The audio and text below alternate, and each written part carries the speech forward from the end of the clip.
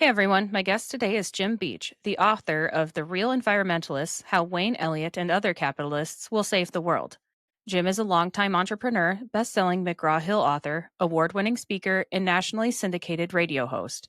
He is best known as the creator of School for Startups, a program and radio show that has helped thousands of aspiring entrepreneurs turn ideas into successful businesses. Jim launched his first company at age 25, scaling it to over 700 employees and $12 million in annual revenue without outside capital. He later became a top ranked business school professor, where his innovative business starting every semester approach inspired his best selling book, School for Startups. The book reached number 9 on all of Amazon and number 1 in the business category. His radio program, School for Startups Radio, has since aired more than 4,200 interviews with leading entrepreneurs and thought leaders worldwide. Beyond entrepreneurship, Jim has a lifelong passion for the environment. After studying oceanography in college and researching whale migration patterns aboard a Woods Hole schooner, he grew frustrated with the lack of solutions in environmental debates. That experience helped shape his latest work, The Real Environmentalists, which highlights unsung heroes of sustainability who focus on action over politics. Known for his energetic, engaging style and pragmatic insights, Jim has delivered keynote presentations for global brands like UPS, Wells Fargo, Citicorp, Sam's Club, Toshiba, and SunTrust, reaching audiences across the US, India, Brazil, Egypt, Japan, and beyond. Welcome to the show, Jim. I want to thank you for being here today. Could you tell the audience a little bit about what it is that you're wanting to discuss today? My goodness, thanks for having me. I Yeah. want to discuss anything, good Yeah. recipes, decorating ideas, Mhm. the environment, startup Yeah. business, anything on that list. Yeah. Three Eye Perfect. Atlas. Are you worried about Three Eye Atlas, Samantha? What is Three Eye Atlas? Oh, you don't know. No. Three Eye Atlas is a comet that's not a comet, but it looks like a comet, except it's clearly something's very strange about it. It gives all of the signs that it was produced by another civilization. And It's headed towards Earth, right? it's, yes, and it's now on the other side of the sun and coming back towards us here in the next couple of weeks. And uh, Oh, it wow. it has all signs that it's not from nature. Let's just put it that way. Yeah. So, I have heard some rumblings about it. I did not know the name of it. So, yes. in the next couple of weeks, we may be invaded by aliens. Is that what you're Uh, hinting at? Something like that, or Yeah. uh, spied on by aliens or Yeah. something. The route that they're on takes them as close to they could to four different planets as possible, which makes it, Oh. you know, it's a very, very, very calculated route, which is one of the Mhm. reasons they think that it's not natural. And also, it's made adjustments in its route. So how can something natural make an adjustment in its route? So anyway, That it's interesting to Yeah. study and see what happens. So Yeah. So, are they is it expected to go by Earth? Just go by yes, it? Okay. I think November 12th or something like that is the closest it gets to Earth. There's no Okay. thought that it could hit us. Yeah. It looks like it's just going to keep going, but Yeah. be Are we interesting. gonna We don't know what it is. It doesn't make sense. are we gonna be able to just see it? You can see it with a store bought uh, what are the telescope now. So Okay. if you buy a telescope now, Oh, you can see it. As a matter of fact, with the government shutdown, yeah. some of the amateur astronomers have been getting the best pictures of it. And there's even a Really? theory out there that the reason the government was shut down was so that NASA doesn't give us the truth about what's going on with this. But let's not go crazy here. I Let's believe it talk already. politics. Yeah, no, that is interesting. I have not heard anything about that. Well, you have to be in the cuckoo circles to hear that kind of stuff. I like the cuckoo circles sometimes. Um, huh. I'm gonna be looking more into that later. I want to see it. Which direction would I have to look? I don't know.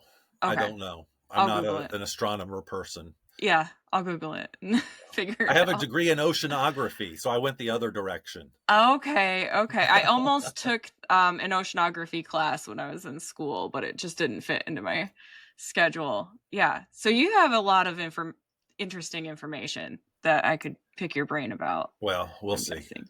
We'll see. Alright. So what are you mainly working on right now? Well, I'm a radio host 5 days a week, so that's my main gig. But I just Okay. released a book that I'm excited about called Yeah, The Real Environmentalist.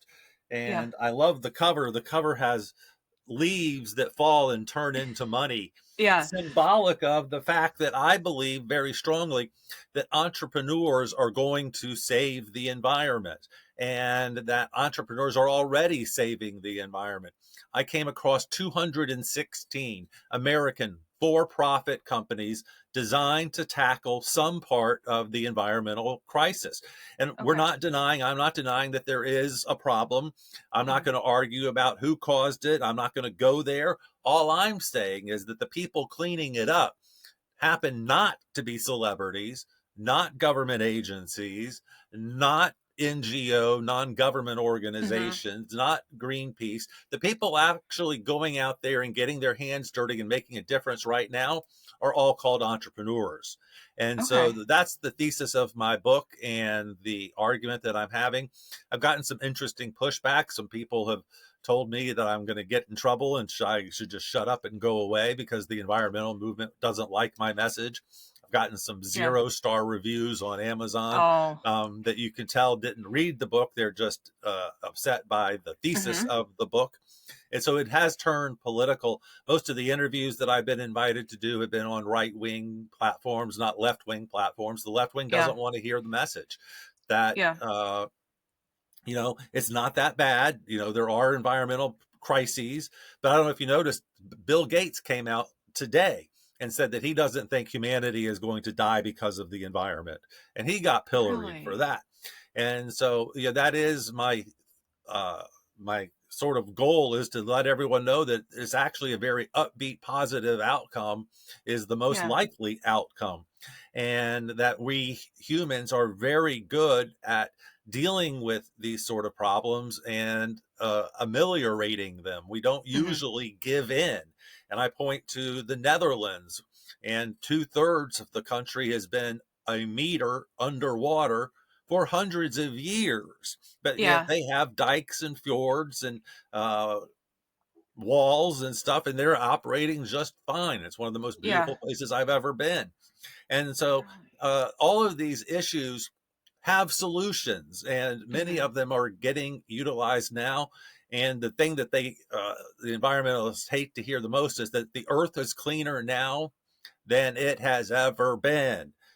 Since humans have Really? been here, humans make a mess of the Yeah. things until they Mhm. become wealthy, and then they clean up after themselves. Yeah. And you look at the places that have the cleanest and are the least polluted, those are the wealthiest places where people can go and afford to take care of the land, the Mhm. sea, and the air. And who produces that wealth? The environmentalists. I'm Yeah. sorry, the entrepreneurs, Yeah, yeah. not the environmentalists. I got carried away there. And so, uh, can I tell you some of the stories that I discovered? I would love to hear the stories. So this guy's in biology class with one of his buddies, and Mhm. they have grown up together, and they're both outdoorsy type guys with big beards and stuff. And one of them Yeah. is honest to goodness named Gator. His real God given name is Gator, Oh, Gator boy. Halpern. And these two Oh. guys figure out from what they were taught in class that they could figure out a way to grow coral. Right. So sea coral is Oh. one of the biggest environmental issues right now, that the reefs are disappearing. Mhm. Well, Gator figured out how to grow coral 50 times faster than God does it. So he can come in overnight and drop a coral reef into your resort, into your barrier where you need more coral reef, where there used to be one. He's growing it in big swimming pools in the Bahamas now, and is Yeah. making money with each installation. The people Okay. who are paying him, or who are his customers, are Yeah. people who give him money. He Yeah. doesn't have to go ask for a government grant. Yeah. to do this. He doesn't have to, raise money and then figure out how to do it. He just does it because people are willing to pay him to make their problem go away, which is the Yeah. definition of entrepreneurship. And Yeah. so it's just an amazing story. And there's 216 American stories like that. And we have them in the appendix 3 of the book and Okay. separated by category. And you can just Yeah. scroll through it. It's every category that you can think of. Okay. Every environmental issue that you have heard of. Oh, there's that. Oh, here's this one. Everything is being addressed by somebody now. Yeah. There are Yeah. even buildings now, Bill Gates invested in this, that clean the air around them. Buildings that clean the air. Oh. It's just like Yeah. an air filter at the front door of your house. Mhm. Yeah. Amazing things all being done by entrepreneurs. And so the main hero of our book is Wayne Elliott.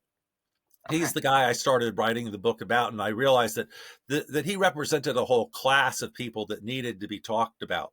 Right Okay. now we're having an environmental summit. Oh, I don't maybe in Argentina or someplace coming up Oh, soon here, yeah. Copa Yes. or something. I don't Yeah. remember where it is. I can't Um, either. you know who's not really invited to that? Any of my entrepreneurs who are going to be there, Really? and government people, Yeah. celebrity people, Yeah. activist people, crazy people, but none of the entrepreneurs. But anyway, Wayne Elliott is Canadian, mid 70s. And when he Okay. was 14 years old, he started working in his father's shipyard. They did recycling. And for the last 50 years, he has gone around buying decaying, dying aircraft carriers, submarines, big Oh. 1,000-foot long carriers, and chopping them up into little pieces that can be recycled. And he can recycle 99% of a ship and has done that as ISO certified. He's the first one to get ISO certified.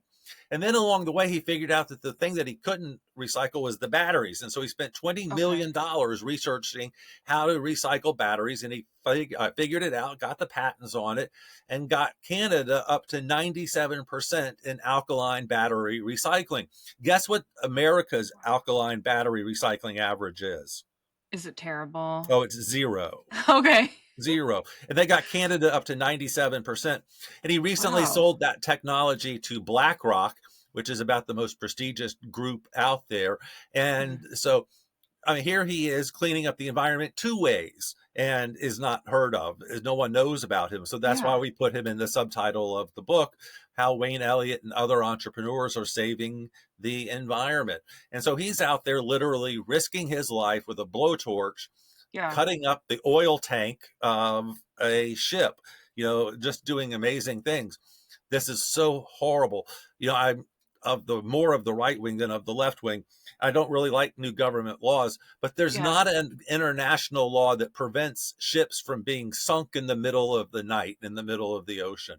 And that's what Yeah. happens to most of them now. And so what does that mean? They still have all of the asbestos, all of the oil, all of the gasoline, all of the Yeah. paint, all of the other chemicals down there leaching into the ocean. I am much more worried about ships leaching their goop into the fisheries Yeah. of the world than I am of an island disappearing because of the sea level rising. Yeah. Because we know there are thousands of ships out there currently leaking, and most of Yeah. them, many of them are American military ships. They sank during the war, and not only do they have the grease, the oil, and the asbestos, but they also have live munitions. And so, again, Yeah. that's a disaster that has to be addressed and cleaned up. And Wayne's the guy out there leading the charge.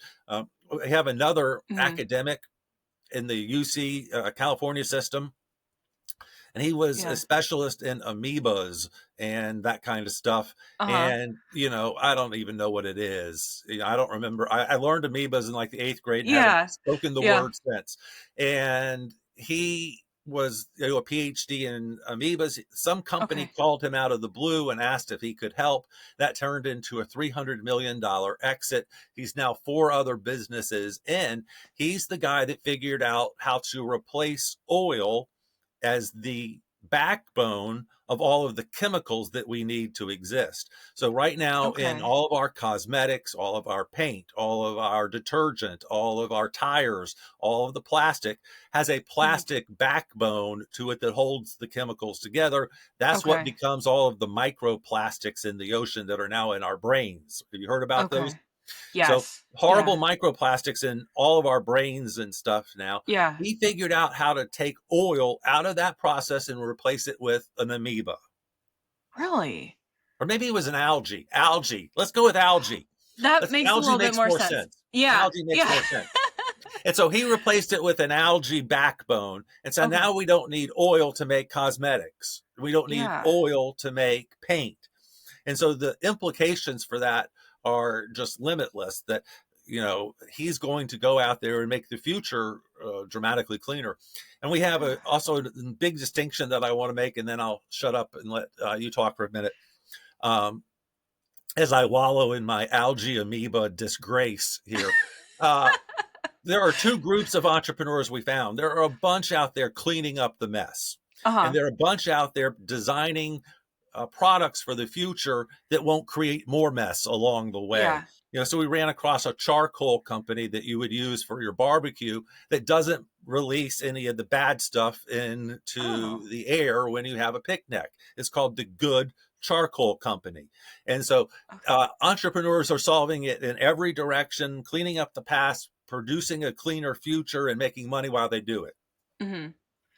So these are people that basically they care about the environment. They see a way in to help solve a problem, and they just started doing it. It's yeah. They did the entrepreneur way. They Mhm. bootstrapped and got it up for very little money, and then Yeah. probably raised some money once they proved their point Yeah. and proved that their idea was working. And so these companies are now worth millions of dollars and are going to be great investments. Yeah. That they are winning some awards, and they're dealing with big, big problems. There's one of the companies is called Vater, Vvater. It's like the German pronunciation of water. And if you Okay. put two V's next to each other, you get a W, right? Yeah. Yeah. And so the company is called Vater, run by a South African who moved to Austin, Texas, named Kevin Okay. Gast, Gast. And he has figured out how to clean water better than it's ever been done before. Right now, you know how we clean our water? By adding tons of chemicals to it. And That's that's my called job. clean. Yeah. He's Yeah. figuring out how to take all of the junk out of it so that there's no chemicals in it. It's just Mhm. water. And it's an Yeah. amazing company. They just won some huge awards, and they are deserving and are receiving the accolades of the industry. And also, I think, making some money and growing it. I know they're raising Yeah. another round of capital right now. And so it's the typical entrepreneur stories. We proved Yeah. it. Now we're going to go raise some money and scale it. Yeah.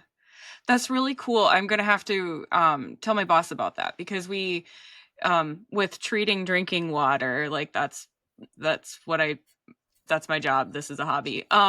But the I could tell you that most water distributors would love to find a different way to clean the water instead of using all these chemicals because there's so many regulations tied to the chemicals. There's so much cost there.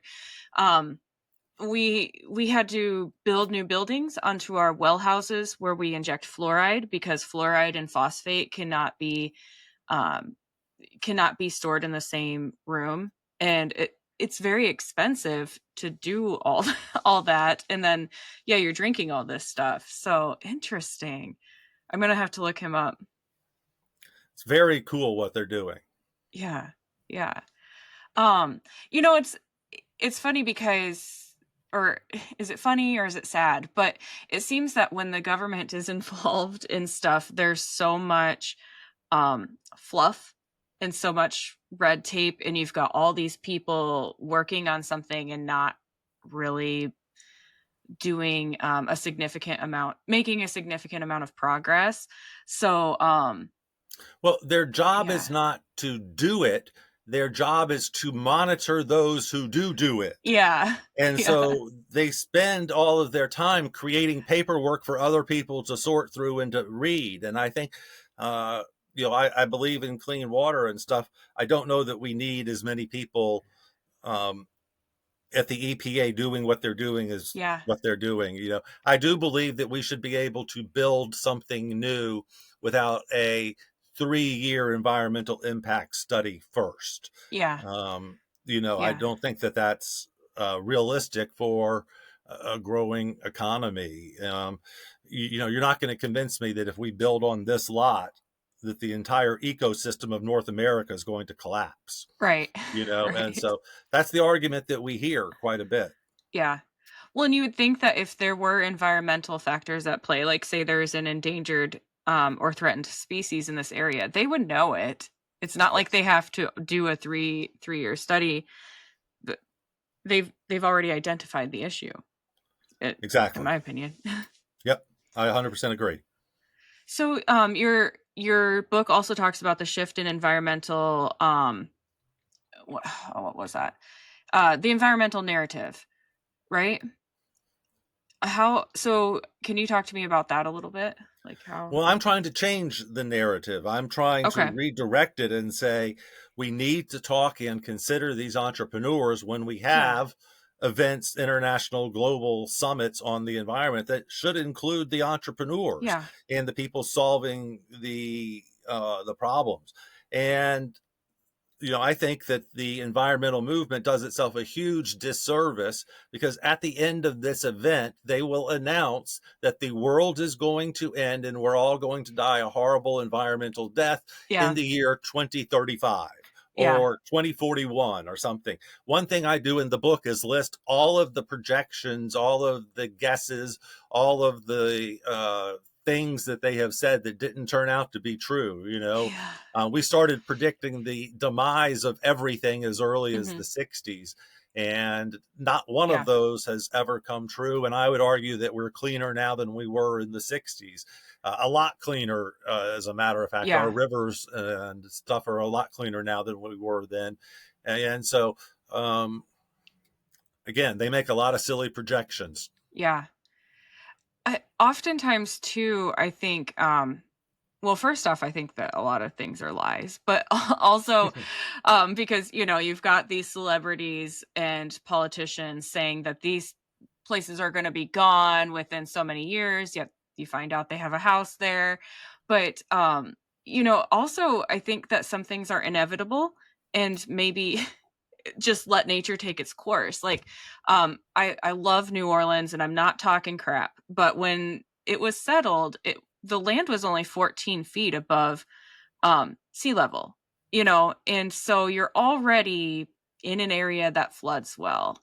Yet they've just pushed and pushed and pushed to stay there. And last I read, they're losing 2 inches of land per year in certain swampy areas, etc. So they've got all these government programs to raise these houses that end up getting taken out by hurricanes and so it's an endless money pit to solve a problem that's never going to go away, no matter what we do to try to reverse climate change or whatever. It's never the problem is never going to go away. So, I guess if you're tired of your stuff getting flooded and taken out by tornadoes, you should just move. And that breaks my heart because I love New Orleans, but some of the stuff the problem was there before people even got there. It was a swamp when they you, yeah. Anyway. I 100% agree with you. Yes, they built some cities in some stupid places, and now it's hard to figure out how to solve those problems. But you know Mhm. what? Someone will. And Yeah. New Orleans is open for business in gambling and Mardi Yeah. Gras and all of those things now. Yeah. And there are some neighborhoods with it we shouldn't rebuild. I think Yeah. that we just need to come forward and say that some of these houses on Cape Hatteras in North Carolina, I think just Yeah. about a month ago, the water tore a bunch of them down. And then there's landfalls or land collapses on Mhm. these cliffs in California, and now the house is 10 feet away, and then it collapses again and it's 5 feet away. I think that you shouldn't be allowed to build a house there, Yeah. and if the cliffs change or if the waters change, then we just need to take that stuff and lesson learned and Mhm. retreat a little bit. So, I think all of the things are changing, but Yeah. then they'll point out the things that are going away without pointing out the things that are being added. New Yeah. islands are growing all the time around the Yeah. world. And wherever, one side erodes, well, that stuff washes up somewhere on the other side. Yes. Yes. And so, and I also believe that we are in the middle of a huge macro climate thing that we haven't figured out what it was. I think I'm a lot older than you, and I remember when I was a kid, they told us that it was global cooling that we needed to be afraid of, that we were all going to Oh. freeze to death.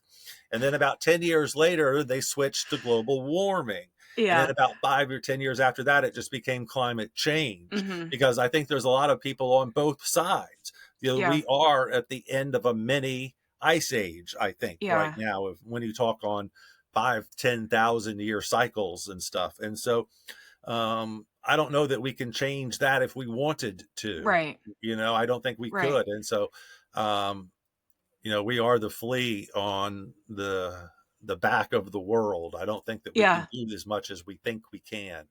Sorry to interrupt. I just wanted to tell you about my sponsors real quick.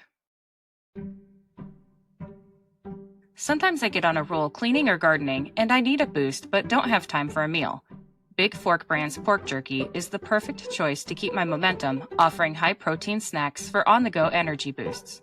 Not only do they offer pork jerky, but they also make pork sticks, bacon sausage, bacon hot dogs, and burger and hot dog sauces. Products come in a variety of delicious flavors, including Thai green curry and maple and brown sugar for the meat options, and gangster and Chicago fire for the sauces. I personally think the original flavor of the pork jerky hits just right after tackling a big chore. It's a little salty and very flavorful. My discount code gives you 20% off your entire order, and it's currently the best deal available.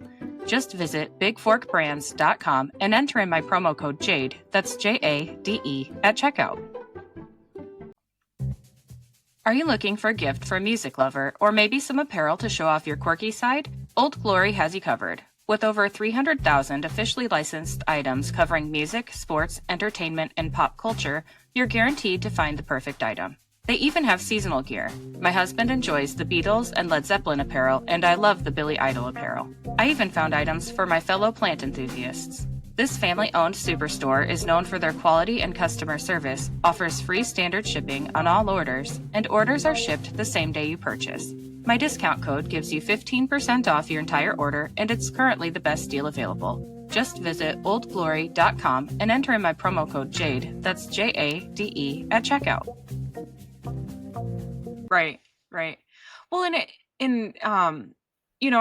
mean, some things, like I was saying, they're just natural changes. Like the I'm assuming there's similar things in oceanography, but like when rivers, like you were saying, they flow through, they erode some places, they put up. So you'll see like a path of the river. It's kind of changed location over time. That's normal. That's not climate change. It's but I think there's a huge misunderstanding of what's natural and what humans are causing. But 100% agree. Yes, the river is supposed to move. It brings all of that silt down, and it's yeah, supposed to build the alluvial areas, and that's supposed to accumulate, and you're supposed to put a city there, and yeah, then it gets washed out and rebuild it. I mean, it's just the history yeah. of man. So, So I'm assuming what you would like to see is the government starting to work with these entrepreneurs a little bit more versus the NGOs. well, normally, I think if you were to ask all of the founders and the CEOs of those companies, they would say, government, just stay away from us. Yeah. We have enough rules now. We're operating within them. We don't want Mhm. the playing field to change. You know, the only thing an entrepreneur wants is to know the rules and don't change them. Yeah. And so we got the rules and we're making money now and we're solving your problem now. And so just Yeah. stay out of the way Yeah. is the predominant thing that I think, 90% of the entrepreneurs out there would say, regardless of their industry. Mhm. And the last thing we need is more government regulation. It's working now. And Yeah. so just leave us alone. The only one Yeah. we want is that ship at night law. That needs to be an international maritime law. That's not a U.S. law. That's international maritime. And what is that? I want a law against them sinking ships in the middle of the night, in the Mm. middle of the ocean, so that they rot there, as opposed to paying the money to have them recycled. Okay. Yeah. So, so that's if there is a ship that's beyond repair, they just About 30 years they get old, and about 50 yeah. years they need to be junked, Yeah. and started over with. They just don't last forever. Yeah. There's nothing more abusive than the ocean, and so they just don't last forever. Yeah. Yeah, I get maybe I had heard some of this, but I guess I didn't know that that was a common thing for people to just sink ships once they're done. And aren't Well, there a there's bunch of more ships abandoned? than we know of. If Uh-huh. I were to say, how many ships do you think are in the world? And I mean Mhm. over 1,000 feet. So that's a big, big, big ship. Do you think there's 1,000, five Okay. thousand, 15,000, 50,000, or 500,000? Mhm. Which one do you think it is? I Over 1,000 feet. How many think yeah, there are?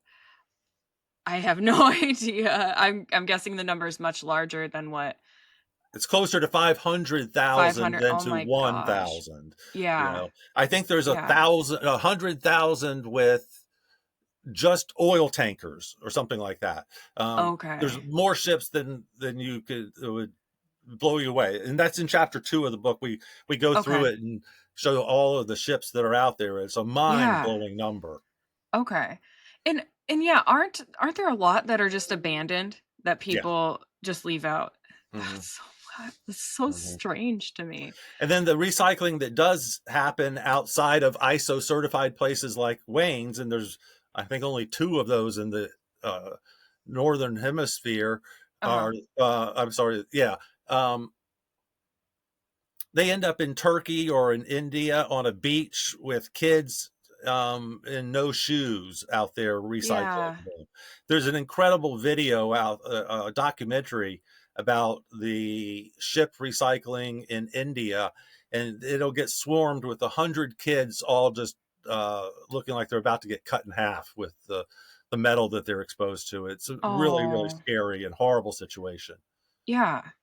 Yeah. That's too bad. Um, all right. So what okay, so you've mentioned the part where you go into all the different entrepreneurs that are doing things. Is there Is there any do you have any suggestions on how other people might want to be able to be involved and start their own? Well, I have a whole method for starting a business that I teach on my radio show, Okay. and it applies to any environmental business or any business whatsoever. And so, if you have an environmental idea, I think my message would be get started working on it. There are people who would love to help you, and there are money sources that are designed just for environmental efforts. And so, if you Okay. do have an environmental startup idea, it'll be easy to raise money. If Yeah. you can prove that your idea works or is likely to work, if you had $10,000 or $100,000 to pursue it, there are a Uh-huh. lot of places that want to talk to you right now and give you the money to do that. So, Okay. simply, if you were to look up environmental VCs on Google or something like that, you would find a long, long list. And Okay. so, by long, I mean like maybe 20 or 30 companies that are Yeah. devoted to just doing that. There's Okay. probably 1,000 VCs in America, and I'd say, oh, maybe 100 of them. I'd say 10% of them are environmentally focused. Okay. And so there's places to get money. And the main lesson is, if you can find someone who will pay you to do it, to solve that problem, you've got a great marketplace, because that Yeah. problem is a deep, dark problem that's probably going to take decades to solve, Yeah. and if your problem, your solution is figuring out how to recycle milk jugs, Yeah. or figuring out what to do with tires. Someone needs to figure out what to do with tires Yeah. desperately. We don't Yeah. need any more boat bumpers made out of old tires. Yeah. Um, yeah, there are tons of environmental problems still to be solved. Yeah. So, Okay. And can you tell the audience about your radio show? yeah, thanks. It's called School for Startups Radio, and we talk Okay.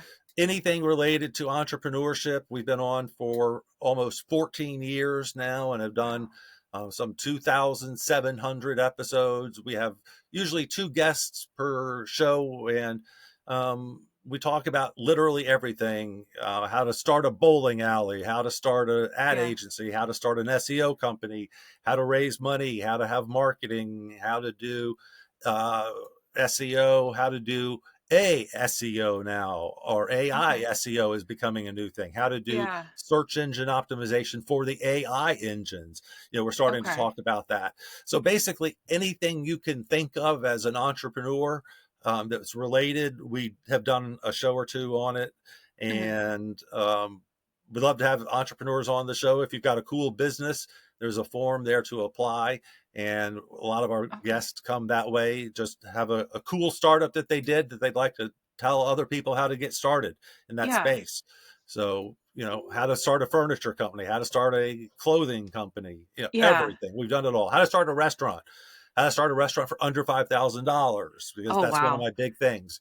You don't need more than $5,000 to start things. Restaurants Okay. you do, but it can be done for under $5,000. And so we show you a lot of fundraising tricks and stuff like that. And then mental things like, getting yourself in the mental space and getting over imposter syndrome, stuff like that. Oh, yeah. Yes. And where can people find your radio show? Schoolforstartupsradio.com, or you can just go to Okay. jimbeach.com. Okay.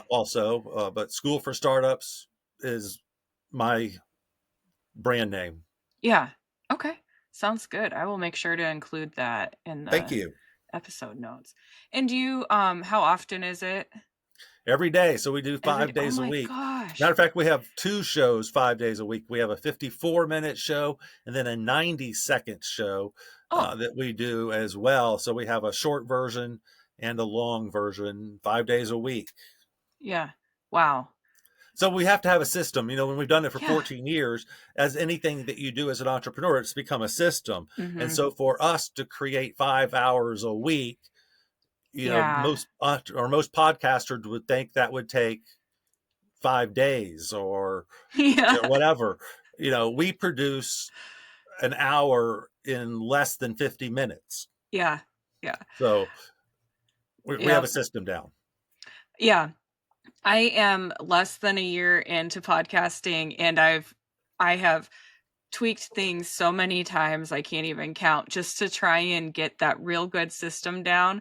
And I think I'm doing all right except for when I'm out of town. I'm like, okay, should I continue to cover the news when I'm out of town because then I've got a huge episode when I get back, or should I maybe ask some for help with or just not do it. I know a lot of people just don't put out content while they're on vacation. So I'm still figuring that Or part you out. record it in advance so that it Mhm. airs while you're gone. Yeah. So we record and release every day, even during Christmas holidays and stuff, because there's people listening to the radio every day, Yeah. especially during the holidays. But we also produce it all in advance. So Yeah. we are already, it's the end of October right now. We are already producing our February shows. Okay. Okay. So I Yeah. can tell you what shows I'm going to have in February now, Yeah. Wow. and when they get recorded, then they air, within 3 or 4 days of that, because the guests don't want a long pause. And then if there's a long pause, then whatever they talk about is not content relevant anymore. Mhm. And so we have figured out that that's the best way to do it. Yeah. Yes.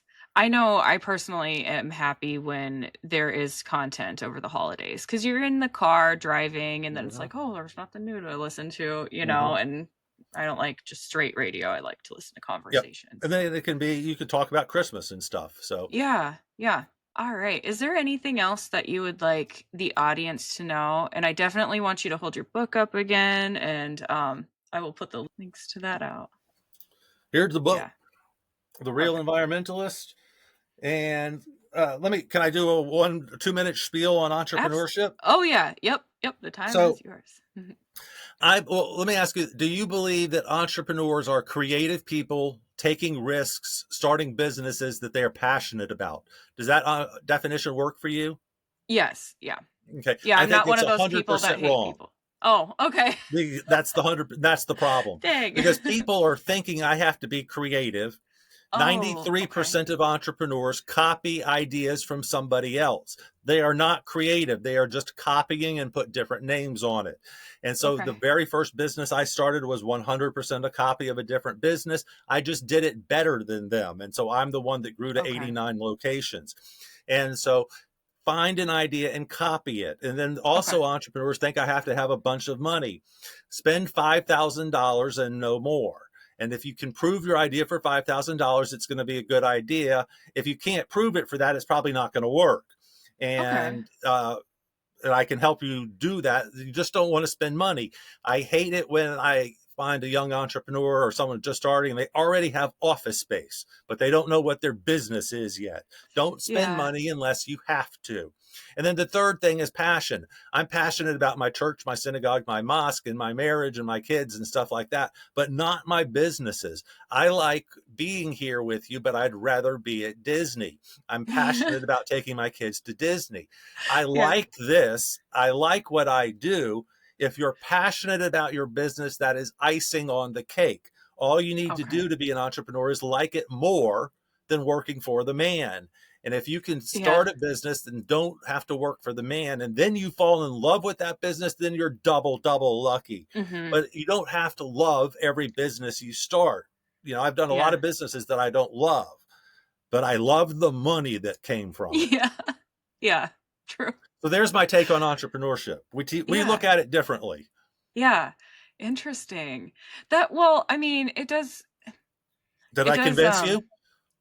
yeah, I mean, yeah, because if you do hear about some of the most successful companies, it's like, "Oh, we started out of our house. We started out of our garage and it turned into," and they've always got an inspiring story behind it versus the kind of the description you gave, which is, "Oh, someone's got," you know, I think a lot of people look at entrepreneurs as people who um also who didn't work for it, that it's like, oh well, someone in their family gave them money and helped them with the startup. Is I think that Exactly. there are Yes. some bad ideas of entrepreneurs as Yep. well.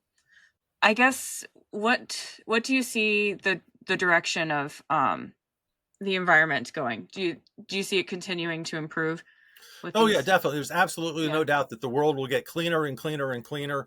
It's going to take a while to clean up China and India. They are just Mhm. dirty places.